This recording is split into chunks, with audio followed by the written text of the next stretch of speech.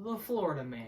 I'm sure at least some of us here in this class have heard about Florida Man. I know Mr. Solomon. You definitely know because you gave me this idea. I don't know why of all things you chose Florida Man. I found some really weird stories because of you. But anyway, for those who are uninitiated, a Florida Man, basically to put it bluntly, is just someone doing something really stupid pretty much in Florida. I mean, sometimes they take place in other states, but it's practically always Florida. So, when I say these stories are out there, I mean they are out there, man. There's stories where a Florida man tries to cartwheel away from the cops for some reason, expecting to get away quicker. Wouldn't you know it, he did not get away quicker and was promptly caught and arrested for whatever crime he committed. I don't know, that was never stated in the article. Doesn't matter. Not the point. Another one is where a Florida man, specifically a janitor, got stuck in a janitor's closet for 2 straight days with no food or water, and the entire time he did not realize that the door was unlocked. He just kind of assumed that it was locked and didn't try to open it for 2 days straight. I don't even know if he did open it. Maybe someone else opened it for him. You hate to see it for the best of men. And then there's even a story where a man tries to get an alligator drunk. He was also promptly arrested for that, as that is illegal. Wouldn't you know it? Sounds like a chopping good time. But anyway, not the point. Point is, you and me, we're going to sit down. I'm going to stay standing up because that's where the camera is. We're going to sit down. We're going to go through like 2 or 3 Florida Man stories, and maybe we'll have ourselves a jolly good laugh. Story 1. Florida man parks his smart car in the kitchen during Hurricane Dorian. I don't know why he did this. Like, it's basically just the 2019 film Joker, but PG, and without all the killing. So, it's basically on par of that, just an idea that doesn't make any sense. Just parking, I'm not embellishing at all. He parked his smart car somehow in his kitchen. He just somehow had enough room to get his smart car from the garage to the kitchen. And in which case, I want that house. That's a lot of space. Anyway, so it worked out in the end. His car did not get damaged whatsoever. Very happy for that. And I think the most surprising part from this is the fact that the wife was somehow still able to make dinner. With an entire car just taking up like 75% of the kitchen, she could still make dinner just fine. The only reason they had to get it out of the house was to, stop confusing the dogs.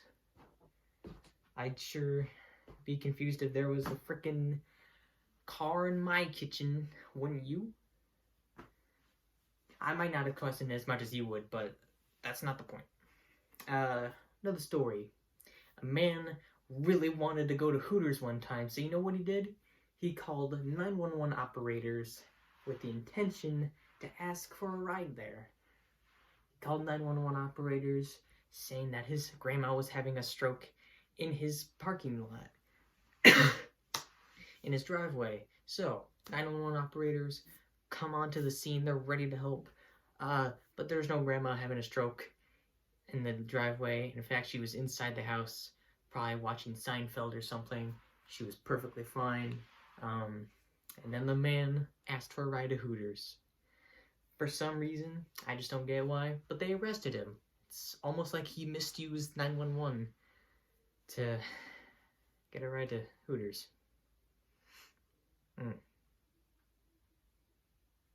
Anyway, about like a day or 2 later, he was let go. So, maybe he'll walk to Hooters next time. There's another good story.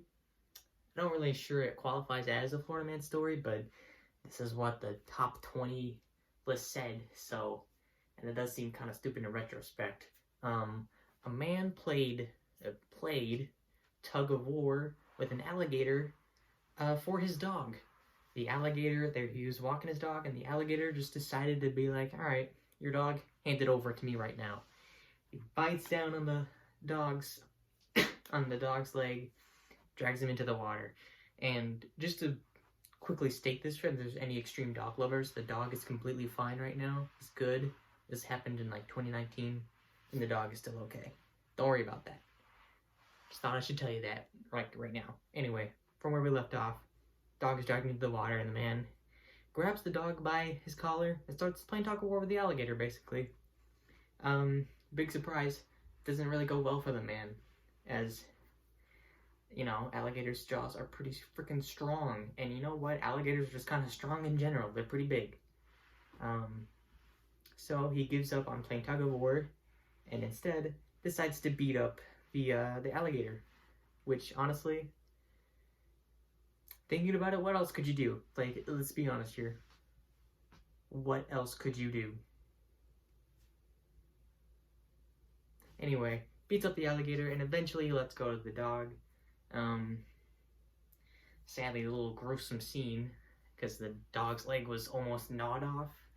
But thankfully they were able to like put metal and screws and what other medical whatnot for reattaching limbs.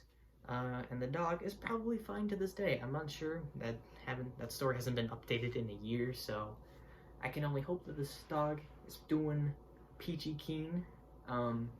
And speaking of last updates, last this story was ever heard from, I guess you could say.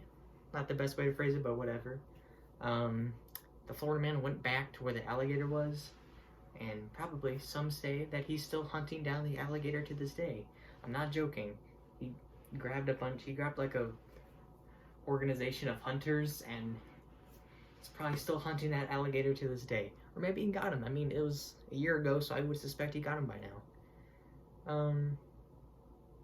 But yeah, hopefully that was found at least 2 of those stories pretty humorous, and maybe even the 3rd story humorous if a vengeance tale about a man and an alligator is something you find funny, and hope you really did have a laugh.